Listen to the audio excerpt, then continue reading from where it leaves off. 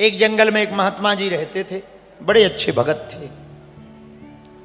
रोज वहां से शिकार करने वाला एक फसिया होता है, आपने नाम सुना हो फसिया, जो पंछियों को पकड़ता है, कबूतर, बाज, तोता, उनका जाल डालने वाला, उसको फसिया कहते हैं।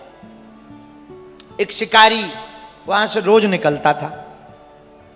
तो एक दिन शिकारी ने सोचा कि ये महात्मा रोज यहां पर बैठे रहते हैं, कुछ ना कुछ करते रहते हैं, जंगल में अकेले हैं, लगता है ये भी शिकारी हैं, तो इनसे जरा बात करें कि ये काय के लिए बैठे हैं झोपड़ी बनाकर।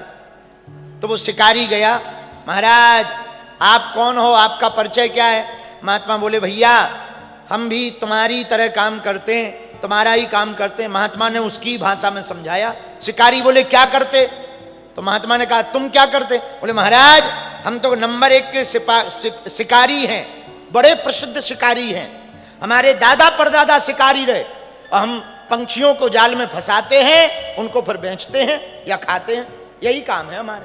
अच्छा। महात्मा बोले, भैया एक बात बताओ, हाँ आप अब तक तुम कितने पंछियों को पकड़ चुके? बोले, लाखों को पकड़ चुके। पर उसने कहा कि ये बातें बंद करो महाराज, ये बताओ तुम कौन से पंछी के चक्कर में हो, यहां जंगल में क्या कर रहे? महात्मा बोले, हम भी तुम्हारी तरह एक पंछी को फंसाना चाहे। बोले, कौन सा पंछी? अब बोले, उसके बारे में मत पूछो, तुम ना पड़ो ज्यादा मामलों में, जाओ अपना काम। अरे नहीं नहीं महाराज बताओ, हो सके हम तुम्हारी मदद कर दे। महात्मा ने कहा, कौन इनकी बातों में पड़े? तो लंबी लंबी बातें बना के महात्मा ने कह दी, भैया हमारो शिकार तनक अजीब टाइप को है। बोले, क्या? बोले, वो 4 हाथ वालों है, हम उसको फंसाने के चक्कर में यहां बैठे हैं। शिकारी बोलो, महाराज 1 महीना की मोहलत दे दो, वो 4 हाथ को पंछी जहां भी हुई है जंगल में हम पकड़ के लाएंगे। महात्मा ने सोची, बलाए तो टले। बोले, भैया यदि 1 महीना बाद ना हुआ, ना मिले, ना लेके आए तो? बोले, प्राण त्याग देंगे। तो महात्मा से शिकारी जाते जाते बोला, एक बात बताओ, यदि हम 4 हाथ वाला वो पक्षी पकड़ के ले आए तो तुम क्या दोगे? महात्मा बोले, यदि तुम वो ले आओगे ना भैया तो हम एक बात बोले? बोले, हाँ हम तुम्हारे चेला बन जाएंगे। शिकारी बोला, ठीक है। बोले, थोड़ा नस्ल बताओ, शकल कैसी है, दिखता कैसा है? महात्मा बोले, सांवरा दिखता है, कभी कभी मोर पंख पहन लेता है, मोर पंखा जैसा उसके माथे पे लगा रहता, 4 हाथ हैं और 4 हाथ वाला है, वो हमारा शिकार है, वही पंछी चाहिए। शिकारी बोला, बस 1 महीना में हमारे। अब शिकारी गया, जहां पानी का सरोवर था वहां पर बैठ गया, दिन भर बैठे, रात भर बैठे, हो सकता रात में पानी पीने आता हो, सो रात में बैठ जाए, पर वहां कहां 4 हाथ वाला पंछी होगा। 15 दिन निकल गए, रोज सुबह शाम। अब तो उसने सोना बंद कर दिया कि लगता है जब हम सोने जाते ना तभी वो आता हो, सो सोना बंद कर दिया, खाने भर जावे भोजन करने। अब बीच में 20 दिन बाद तो उसने भोजन जाना बंद कर दिया, लगता है जब हम भोजन करने जाते ना तब वो पानी पी के चला जाता। एकदम निराहार बैठ गया और चारों तरफ केवल एक ही टकटकी 4 हाथ का पंछी मिल जाए। 25 दिन हो गए, धीरे धीरे कमजोर हो गया, आंखों में चक्कर आने लगे, फिर भी जाल लेकर बैठा और मन में प्रण ठान लिया कि यदि हमें वो शिकार नहीं मिलेगा ना तो हम अपने प्राण त्याग देंगे, मर जाएंगे। अरे हमारे दादा परदादा बड़े नामचीन शिकारी थे और हम वो शिकार ना कर पाएंगे तो हमारे दादा परदादा का नाम मिट जाएगा। ऐसा विचार कर उसने कठोर प्रण लिया कि हम प्राण त्याग देंगे। भैया 28 दिन बीत गए, शेष 2 दिन रहे और वो अखंड बैठा, भगवान से प्रार्थना करे, भगवान 2 दिन बचे हैं, 4 हाथ वालों यदि पंछी ना आओ ना तो हम प्राण त्याग देंगे। भगवान ने सोचा, खामखा महात्मा के चक्कर में जी मर ही जाएगा, अब क्या किया जाए, और तो कोई उपाय नहीं, 4 हाथ का पंछी होता ही नहीं। तो ठाकुर जी स्वयं लीला करके 4 हाथ के पंछी बन करके आ गए।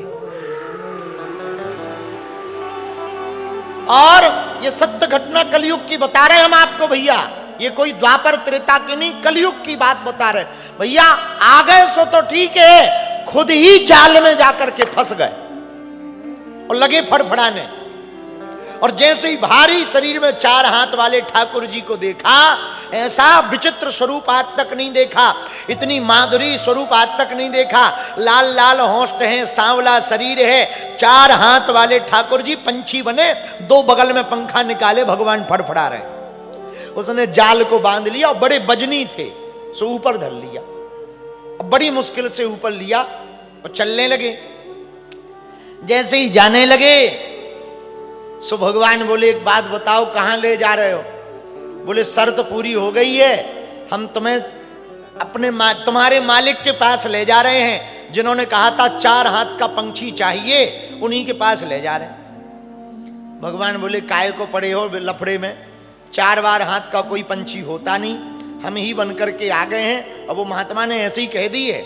बोले महाराज अब बातें ना बनाओ, चाहे 4 हाथ को होवे या ना होवे, हमने तो पकड़ लो। 4 हाथ का पंछी होता कि नहीं होता हमें नहीं पता, हमने तो पकड़ लिया। और पीठ पे रखे हुए जाने लगा। जब वहां पहुंचे तो महात्मा जी को बाहर से आवाज दी, अरे महाराज उठो। सोई महात्मा जी जाग गए, बाहर आए। कहो भैया। महाराज आपने कहा था 4 हाथ का पंछी चाहिए, लो आपके प्राण नहीं जाएंगे और जीते जी ही आपको 4 हाथ का पंछी मिल गया। और जैसे ही महात्मा जी की नजर जाल में फंसे हुए ठाकुर जी पर पड़ी, दोनों आंखों से अश्रुपात होने लगा, आंखों से आंसू की वर्षा होने लगी, रोने लगे। तो शिकारी बोला कि काहे रो रहे हो? हमने बहुत मेहनत की है, 10-12 दिन खाया नहीं हो, सोए नहीं है, तब जाके मिला है। ये बड़ा कठोर है, बड़ी मुश्किल से मिले, बहुत कठिन है। ये बताओ ये है कौन सी प्रजाति? महात्मा से पूछने लगे। हम पूछना भूल गए, कौन सी प्रजाति है ये? महात्मा हंस के बोले भैया ये कौन प्रजाति नहीं है, इन्होंने ही सब प्रजाति बनाई है। हाँ, इनसे ही सब प्रकट भये हैं। अब महात्मा ने भगवान से एक बात पूछी, वो बड़ी काम की है, इस कथा का सार है। पता है महात्मा क्या बोले?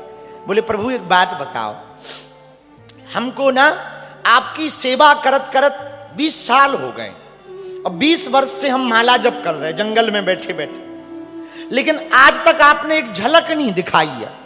और जोन जी शिकारी के चक्कर में आप जाल में फंस के आए, इन्हें जिंदगी भर मारवे के अलावा कछु नहीं करो, लेकिन इनके जाल में फंस के आ गए। अब हमें समझ में नहीं आ रहा महाराज कि भक्ति करें कि हम भी शिकारी बन जाएं, हाँ, माला छोड़ दें कि हम भी शिकारी बन जाएं। पता है महात्मा से भगवान क्या बोले? मुस्कुराते हुए बोले आप भक्ति इसलिए कर रहे थे जानकर कि भक्ति से भगवान मिलेंगे, और ये इसलिए एकटक बैठा था कि 4 हाथ वाला पंछी मिलेगा, और ये भगवान से प्रार्थना कर रहा था कि हम लेकर के ही जाएंगे। इसके विश्वास पर हम रीझे हैं। तुम्हारा विश्वास भक्ति का था, इसका विश्वास अपने कर्म का था, तो कर्म के विश्वास पर हम रीझ कर आ गए। इस बात से हम एक बात कहना चाह रहे हैं। पूछो क्या? पूछो। जो नौकरी करते हैं, राजनीति करते हैं, व्यापार करते हैं, या जो भी आप काम करते हो, भैया हमारी कथा सुनकर, हमारे प्रवचन सुनकर तुमको महात्मा बनने की आवश्यकता नहीं है। तुम जो कर्म कर रहे उसी कर्म को हनुमान जी का काम मान करके करना, वो कर्म में ही तुम साधु रहोगे। बस गंभीरता पूर्वक करना, नियम पूर्वक करना और आचरण शुद्ध रखना। अपना आचरण बहुत शुद्ध रखना, बुरा ना मानना। मेरे पागलो, तुम चरण के बल पर मंदिर तक पहुंच सकते, पर आचरण के बल पर परमात्मा तक पहुंच सकते। अब तुम्हें निर्णय लेना है, तुम्हें केवल मंदिर तक जाना है या परमात्मा तक जाना है। परमात्मा तक जाना है तो चरण का प्रयोग नहीं होता है, परमात्मा तक पहुंचने के लिए आचरण का प्रयोग करना पड़ेगा। आचरण शुद्ध रखो, जो कर रहे तुम। हम एक बात कहें, जो फल ये महात्मा जब तप करके हम लोग पाते हैं, जो फल तप तपस्या करके ध्यान करके हम पाते हैं, वो फल आप गृहस्थ में रहकर पा सकते हो। बस अपनी गृहस्थ में परंपराओं को जीवंत रखना, भक्ति को मन में जीवंत रखना, आचरण शुद्ध रखना, विचार शुद्ध रखना और नित्य घर पर साधु सेवा का भाव रखना। वो तुम्हारा घर घर नहीं मंदिर हो जाएगा। तुम गृहस्थ नहीं, तुम भी साधु हो जाओगे। हाँ, जो काम कर रहे हो उसमें भी साधु हो जाओगे। बोलो सीताराम। जोर से बोलो और जोर से बोलो। तो इस कथा का आज का सिद्धांत यही है, भैया आचरण शुद्ध करो अपने, बातों से नहीं।